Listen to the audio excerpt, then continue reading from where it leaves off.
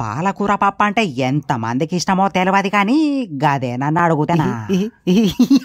ఎవరి ఇండ్లనన్నా మంచిగా వాసన వచ్చి మాట వరుస కూడా తినమనకపోతే శాపనార్థాలు పెట్టి పీక విసికి పారేసా అంత పాల పిల్లగాంలో ఉడుకుడు కన్నం వేసుకొని తయారుండుండ్రి కుయ్యమనే లోపు గెలిగి దించేస్తా 1 కిలో పప్పుల పాలకూర మీదకి వెళ్ళి 5-6 పచ్చిమిరపకాయల కాళ్ళిరా కొట్టి ఉప్పు పసుపు కారపొడి కలిమాకు ఇంత నూనె తిన్న తర్వాత బర్రు మనకుంటా ఏలంతా బెల్లం ఉడికిన తర్వాత చిటకంత చింతపండు నీళ్లు గుమ్మరిచ్చి ఉడుకాయన నూనెలా శనగపప్పు మినపప్పు ఆవాలు జీలకర్ర ఎల్లిపాయలు కలిమాకు కొత్తిమీర ఎండి పీకిన మిరపకాయలు పచ్చిమిరపకాయలు సగం పిడికాడు ఉల్లిగడ్డ ముక్కలు ఇంట్లో అందరికి దగ్గులు తుమ్ములు వచ్చేదాకా సుర్రు మనిపించు